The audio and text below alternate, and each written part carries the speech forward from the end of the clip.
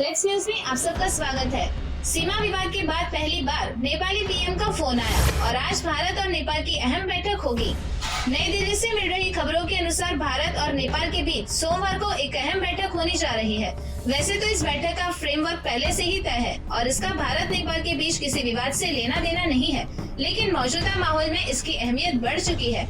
इससे पहले शनिवार को स्वतंत्रता दिवस के मौके पर नेपाल के प्रधानमंत्री के.पी. शर्मा ओली ने प्रधानमंत्री नरेंद्र मोदी जी को फोन किया था और बातचीत के बाद दोनों देशों की और संबंधों को लेकर कूटनीतिक भाषा में अच्छी बातें कही गई है। लेकिन इस विशेष फोन कॉल का विश्लेषण जरूरी हो जाता है। इस रिपोर्ट में यह समझने की कोशिश की जा रही है कि ओली के द्वारा मोदी जी को फोन कॉल करने के पीछे क्या राजनीतिक मायने है। 15 अगस्त को नेपाल के पीएम के.पी. शर्मा ओली ने प्रधानमंत्री नरेंद्र मोदी जी को फोन किया था। ये फोन कॉल ऐसे समय में हुआ है जब बीते कुछ हफ्तों में नेपाल की ओर से रिश्तों की मर्यादा तोड़ने वाले फैसले हुए हैं, उकसावे वाले बयान आए हैं। तो क्या माना जाना चाहिए? नेपाल के प्रधानमंत्री के.पी. शर्मा ओली अब ये लिपातोपी इसलिए कर रहे हैं ताकि भारत को भुलावे में रखकर अपना चीन प्रोजेक्ट जारी कर सके, या फिर वाकई उन्हें समझ आ गया है कि जिस भारत से नेपाल का रोटी बेटी का रिश्ता है उसे प्रेम का धागा चिपका कर नहीं तोड़ा जाना चाहिए। इन सवालों का सच तलाशे उससे पहले जान लीजिए कि प्रधानमंत्री ओली ने स्वतंत्रता दिवस की बधाई देते हुए पीएम मोदी जी को क्या कहा। सूत्रों के मुताबिक ओली ने कहा है कि इस संवाद को किसी की हार जीत और किसी के झुकने और किसी के अड़ने के रूप में नहीं लिया जाए। संबंधों में सुधार हो रहा है, दोनों तरफ से प्रयास हो रहे हैं। इसके बाद भारत की ओर से जो आधिकारिक बयान जारी हुआ उसमें कहा गया था कि प्रधानमंत्री ने नेपाल के पीएम को टेलीफोनिक कॉल के लिए धन्यवाद किया और भारत नेपाल के सदियों पुराने और सांस्कृतिक संबंधों को याद किया। प्रधानमंत्री मोदी जी और पीएम के.पी. शर्मा ओली के बीच ये बातचीत सीमा विवाद शुरू होने के बाद पहली बार हुई है।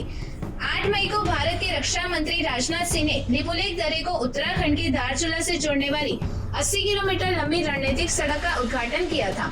इसके बाद नेपाल ने लिपुलेख, कालापानी और लिम्पियाधुरा को अपना इलाका बताते हुए नया नक्शा जारी कर दिया। जून में नेपाल की संसद ने इस राजनीतिक नक्शे को मंजूरी भी दे दी। इस पर भारत ने कहा कि नेपाल ने अपनी सीमा का जो बनावटी क्षेत्र विस्तार किया है उसका कोई आधार नहीं है।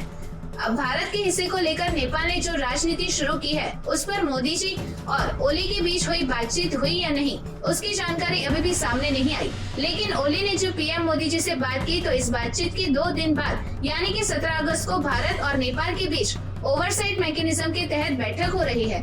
इसमें द्विपक्षीय आर्थिक और विकास के प्रोजेक्ट्स की समीक्षा होगी। ये ओवरसाइट मैकेनिज्म 2016 में विकसित हुआ था। 17 अगस्त की बातचीत में भारत की ओर से नेपाल में भारत के राजदूत विनय मोहन क्वात्रा और नेपाल के विदेश सचिव शंकरदास बैरागी बातचीत करेंगे। नेपाल की कम्युनिस्ट पार्टी के पीएम के.पी. शर्मा ओली को भले ही अपनी कुर्सी बचाने के लिए चीन का साथ चाहिए या चीन नेपाल की कम्युनिस्ट पार्टी में मचे उथल-पुथल में ओली की मदद कर सकता है, लेकिन ये भी तय है कि भारत नेपाल का सबसे मजबूत सहयोगी रहा है, उसका मददगार रहा है और इसे नजरअंदाज करना नेपाल के लिए आसान नहीं है। इस बीच नेपाल ने चीन पाकिस्तान गठजोड़ के खिलाफ 2 बड़ी घटनाएं भी हुई थी, जिसमें नेपाली जमीन पर चीन का कब्जा होने की रिपोर्ट देने वाले नेपाली पत्रकार बलराम बनिया की संदिग्ध मौत पर नेपाल में हंगामा मच चुका था।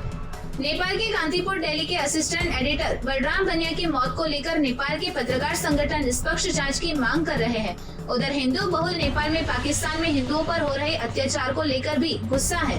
14 अगस्त को जब पाकिस्तान अपने स्वाधीनता दिवस मना रहा था, काठमांडू में राष्ट्रीय एकता अभियान नाम का संगठन पाकिस्तानी मिशन के खिलाफ मोर्चा निकाल रहा था।